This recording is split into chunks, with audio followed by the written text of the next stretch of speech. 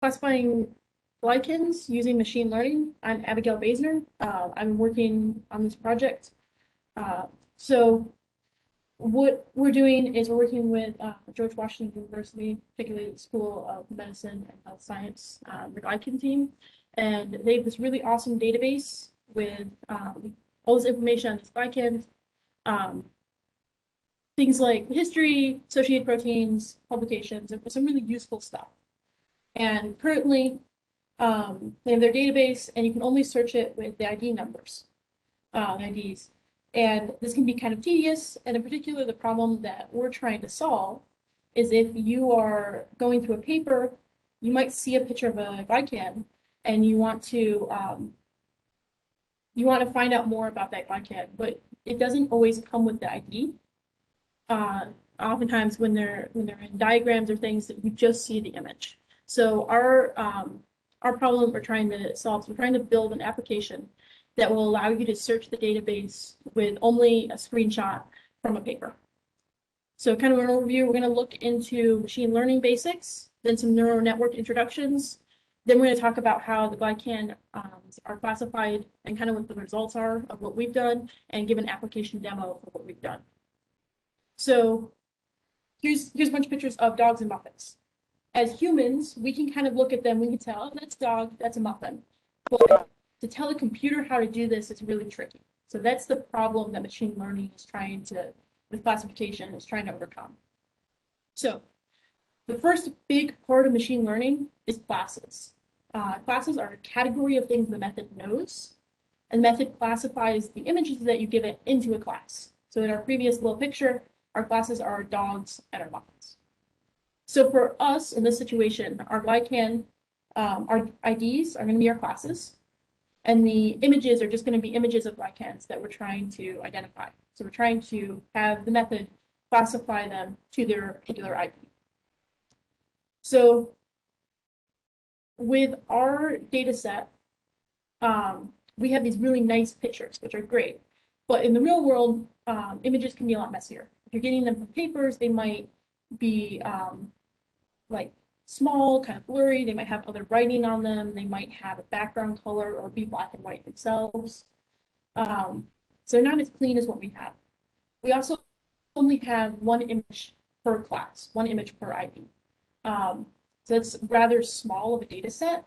We want multiple images of each class so that it can look and kind of understand what the glycan is and not just what the image is. Otherwise, it might pick up on things like the size of the image and things that we don't want it to look at. We want it to look at the structure of the glycan. If you think like, if you only gave it a picture of the red apples, it wouldn't be able to identify, classify green apples as an apple. So you want to give it a variety of different objects, different variants of the same class, so that it can kind of figure out what the patterns are, be able to identify. So the way that we went around solving this is we took each image for our class, and we made it into about 145 different images with different distortions. So we rotated it, we flipped it, we changed the size, we made it blurry, we made some of the black and white, we changed the color, brightening it or darkening it, and we also did this, we changed the RGB scale, and we did this all randomly, so there's no patterns the computer's going to pick up on. So each one of these is randomly generated, giving us a much wider set. And the hope is that this will mimic what you'll see from things coming off of papers, maybe at weird angles, maybe at weird colors. So now that we have the data, the next big part of machine learning is splitting your data into your test and your training set. So our training data is going to be much bigger. It's going to be a bigger set of data. And you also want this to be done randomly, because the training data is how the method is going to know the classes. So you want some data from each class. Otherwise, if you have a class that doesn't have any data put into the training, the method won't know that's a class. So then when you try to test it on that type of data, it won't be able to identify it. So we do this randomly. We also don't want there to be any patterns the computer picks up on. So we just take a random subset, we call it training data, random subset, we call it the test data. So then the method is trained with the training data. And that's a process where it kind of depends on your method a little bit. Put your training data through, and then it tells the method you're correct or you're wrong, depending on the method's output. If it's wrong, it makes some adjustment and tries again. And if it's correct, it reinforces whatever it did to get that output. So once you've done this, you get what's called a trained method. You have to be careful if you don't want to do this too much, because then it becomes really good. It might be crazy accurate, but it's only accurate on your training data. What we want to do is we want it to be accurate on things it's never seen before. So that's where the test data comes in. The test data allows you to see, you put it through your trained method, and it allows you to see how good the method is on things it's never seen before, like images from papers. And then that gives you your accuracy. Your accuracy is what is an important number. That tells you how good your method is. The accuracy on this data for your trained model. So you want that accuracy to be really high. So the next kind of big thing that we have with machine learning is a bag of features. So the features are descriptive things about the object, and a bag is just a group of randomly selected features from those images. They're randomly selected. We're working with a bunch of features. We end up working with 400 features, and it'd be really tedious to do this by hand. So we let the computer randomly select them, and as you see in the next line, some features will be important and some will not. A good method will learn which ones to look at. So that's something the computer is really good at doing. So we let the computer pick out random features and figure out which ones are important instead of manually doing it. We could manually do it. In some instances, that's important, but it's not something that we care about for this scenario. So as an example, you can think of donuts versus bagels. So if you're classifying this, some features may be the amount of sugar, the size, the shape, or the color. So if we have our donuts and our bagel, if you look at the amount of sugar, that's going to be a really good feature. If it has a high level of sugar, you know it's probably a donut, and vice versa. The size also could be a good feature. Generally, bagels are bigger. That's not always true, so it's not as strong a feature, but it might be a good feature if you know something true about your particular set of data. So if you know the bagels come from this certain store and the donuts come from that certain store, that might help you. Shape, that's not going to be a good feature. Their shapes are about the same. It's not going to give you much information. And then color is interesting because it's a good feature. If you have something that's pink, you know it's probably going to be a donut and not a bagel. But if you have something that's brown, it's still going to be a donut. So it's a good feature, but only in one direction. So these are all kind of different demonstrations of how features can work. So these are frequency charts for 250 features that we had pulled out of these images. Again, we don't necessarily know what those features are. You can kind of see there's like a spike here. We don't necessarily know if this is true, but we can kind of make assumptions since there's a spike here that we don't see in these other guys. We can assume that this spike could be due to this red triangle, since these other Glycan images do not have that red triangle. So this is kind of how the computer looks at an image. It doesn't actually look at the image. It's going to look at the feature sets and the frequency of those and try to pick up on patterns or correlations that point it to it being certain plots. So how does all these components work together? You have your image. You take your features from your image and put them into your method. Your method does some kind of processing. Depending on what the method is, that'll be different. But it's some kind of processing, and it outputs a class. In this case, the class is wrong. So if this was training data that we were putting through, we tell them, hey, you're wrong, some kind of adjustment, and make another guess. And hopefully it would guess the one below it, which is correct. Otherwise, we continue the process until a certain limit is reached. If this was test data, then we would just mark it as wrong, and then we'd go towards the accuracy score. So some different machine learning methods. You have discriminant analysis, K nearest neighbors, random forest, logistic regression, support vector machine, and neural nets, which is the one that we ended up using. So we're going to walk through kind of how this works. This is a very simplified version of what a neural net really looks like, but it'll get you the idea of how it's working.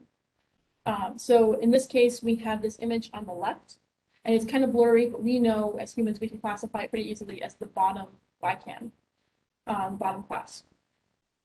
So here we have some features. And again, we wouldn't necessarily know what these are, but for demonstration purposes, we're going to assign these features. And these features are how many squares, how long, how much green, how many leaves, and how many triangles. So these are things that the computer could feasibly be looking at. So then these circles, we call them nodes, and this is a layer of nodes. And what each one of these nodes does is it can turn on or turn off. And it's going to look at the distribution of features, and it has some algorithm in it, some function in it that tells it if certain features are high or certain features are low to turn on or turn off. So in this case, the top two turned on. And again, we don't necessarily know what that algorithm is or what that formula is that's looking at. We don't need to know it. We could if we wanted to, but once these get really big, it becomes tedious to look at that. So that's why this is useful, because it kind of does that side of things. It figures out which are good and which are not good functions, and it takes a lot of the manual work out. So the next layer of nodes, we'll look at the previous layer of nodes. It again has some kind of, each one of those can be on or off. It has some kind of function based off the previous layer. And this allows you to build complexity. So the first layer might be looking at something pretty simple, like how much blue. And the second layer might be looking at, well, are the blues next to each other? Maybe there's a certain type of organization that's looking at, or something like that. And then the last layer of nodes is your output layer. And in this case, only one of them will turn on. And it again looks at the previous layer of nodes, some kind of formula, and output. So in this case, it's correct. So if this was training, we would reinforce all those connections that were built. If it was incorrect, we would go back and we'd adjust, or it would adjust some of the connections and try again, and try to find something that is more accurate more of the time. So that's our little neural net that we got. And this is a slightly bigger neural net. This one has 4 layers instead of 3 that we were looking at. It also has a few more nodes.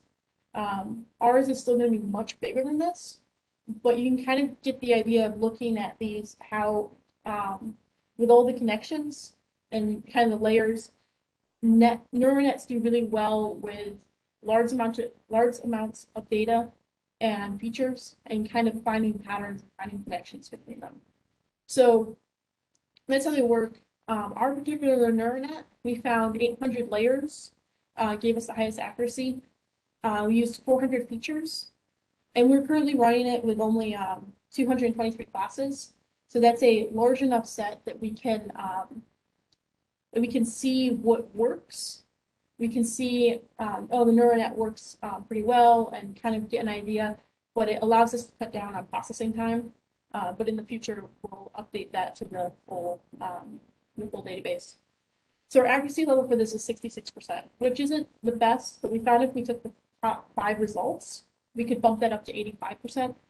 And 5 images isn't that many to look at and figure out which one is correct. So we felt like that was a reasonable thing to do. So we built this application, and kind of walk through it. You can put in an image, and it's going to give you the 5 outputs. It gives you an image and their ID number. It also has a link to the page. So in this case, the top one is correct. It lists top to bottom the most likely, so the top is usually the one that's correct. If you clicked go to the page, you could go to the awesome Glycan page and get all the information that you needed about this particular Glycan. And then another interesting thing is this is an image. This is actually from a paper, and you can see in this first setup right here, it wasn't the ID number, the class for it was not in the training data, so it couldn't classify it as its particular ID. However, in the second one, the ID was in the training data, and it was able to successfully classify it. So it's just kind of another little interesting thing. You want to make sure that if you want it to be able to classify something, it needs to be in the training data. So I'm going to go over a quick demo. Pull this up. So this is our application, and we can choose an image.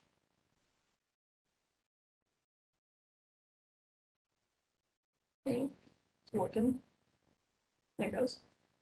So we can pull up an image, and I have a few here. They're kind of interesting. So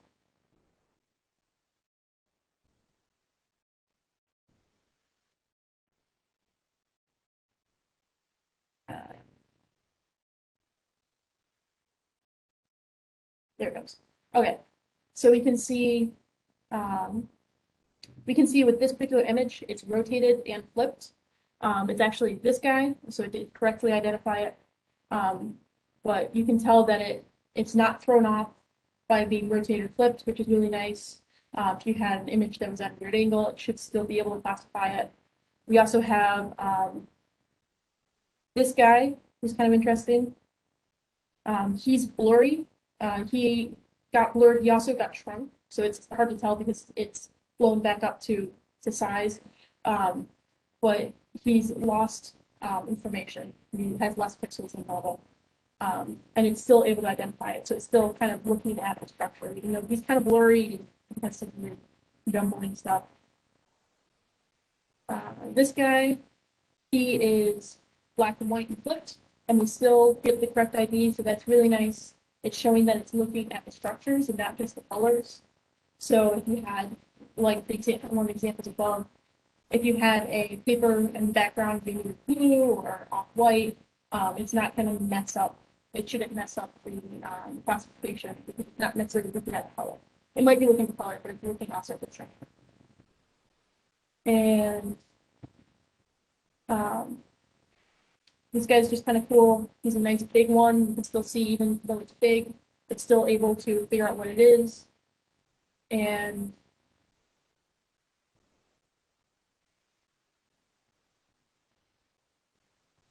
then we have, look at this guy. And this, it's a little hard to see right here, but this is a 4 right next to this blue square. Down here, it's actually a 3. This is actually incorrect. But kind of looking at what's incorrect about it is interesting. You can tell it's text. We also can see that it's picking up on the structure. So you have a red square, a yellow circle, and then a bend and a right triangle. We see that here, here, we see it here, here. We also see it down here as well as down here. So it's and some other patterns are noticed in the output image. So we can tell that it's looking at the structure, it's pretty good at that right. But it's notable that it can kind of pick up on the patterns. So if we go back here. So these are some other ones that are kind of interesting. From the paper, was able to identify this one. Just you can also see it's picking up on kind of the branching structure at the 2 squares. Again, it's nice to see that it's able to kind of pick up on those.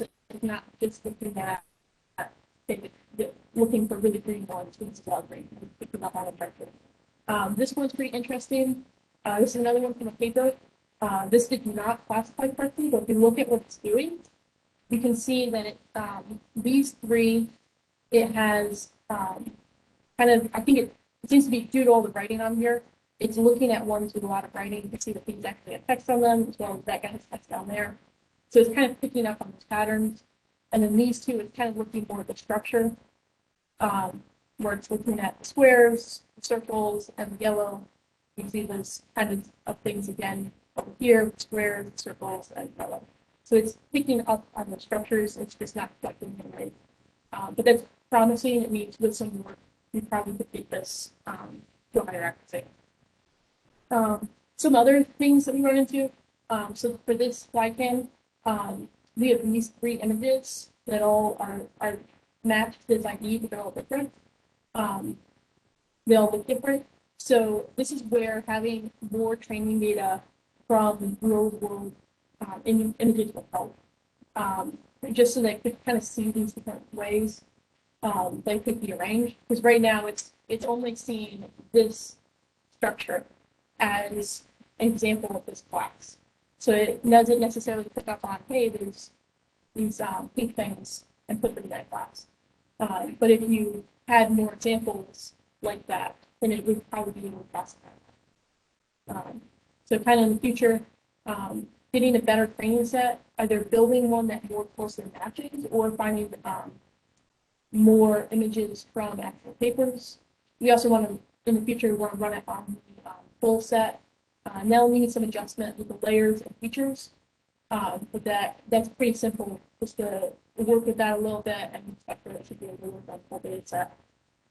I want to thank the AIM program and Major Patterson for working with me with this. I also want to thank the Jackson Polk Foundation for funding and the back-end team to Raja for giving me the opportunity to work with this. It's going to be a fun project. And I'm glad that I'm able to be a part of it. So, are there any questions? This is really, really great.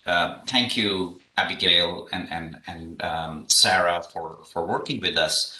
It's very exciting and has a lot of potential. So I'm going to um, ask you about some of the time taken for training. So how many structures did you have in your training set, and how much resources did you have, compute nodes and so on? Or did you do all of this on your laptop so far? So far, I've done it all on my laptops. I've one that's more powerful than one that I'm like currently on. And we've been working with 223 images.